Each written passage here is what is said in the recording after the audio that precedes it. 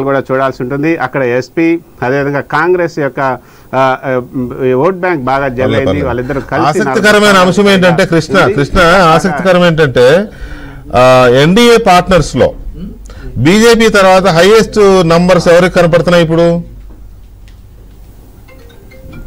బీజేపీలో ఉన్నటువంటి పార్ట్నర్స్ లో highest number definitely obviously Chandrababu నాయుడుకే ఉన్నాయి. టీడీపీకే ఉంది. టీడీపీ ఇప్పుడు 15 ఉన్నాయి. మిగతా ఎవరు కూడా 16 స్థానాల్లో టీడీపీ వస్తే ఖచ్చితంగా ఫస్ట్ హైయెస్ట్ ఇది ఎన్డీఏలో టీడీపీనే ఉండబోతుంది.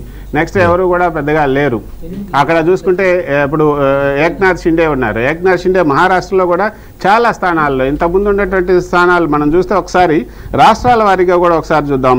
వికే రాష్ట్రాల వారీగా కూడా చూస్తే చాలా చాలా వెనకబడి ఉన్నాయి. మహారాష్ట్రలో గతంలో మనం చూసాం. గతంలో మహారాష్ట్రలో ఏదైతే ఇండియా కూటమి ఇప్పుడు 30 స్థానాలు ఇండియా కూటమి ఉంది ఈ యొక్క మహారాష్ట్రలో.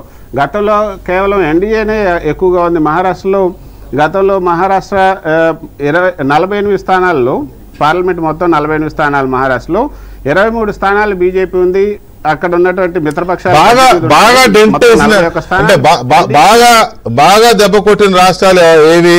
సరే, ఇట్లా రాష్ట్రాల వారీగా చెప్పుకోవాలంటే మనకి 29 మనం చెప్పలేం. కానీ టైంలో బాగా ఇప్పుడు ఉత్తరప్రదేశ్ లాగా దెబ్బ కొట్టిన రాష్ట్రాలు ఏమున్నాయి? అవి దాంట్లో చూస్తే మహారాష్ట్ర అని చెప్పొచ్చు. ఇది ఉత్తరప్రదేశ్ తర్వాత మహారాష్ట్రలో బాగా ఎన్డీఏకి దెబ్బ పట్టింది. మహారాష్ట్రలో ఇండియా కూటమికి 30 స్థానాలు, ఎన్డీఏకి 17 స్థానాలు. ఇండియా కూటమి ఎక్కువ స్థానాలు ఉన్నాయి మహారాష్ట్రలో. తర్వాత కర్ణాటకలో కూడా ఎన్డీఏ కూటమికి 20 స్థానాలు వచ్చాయి. అక్కడ కాంగ్రెస్ 8 స్థానాల్లో ఇప్పుడు ఈసారి వచ్చాయి.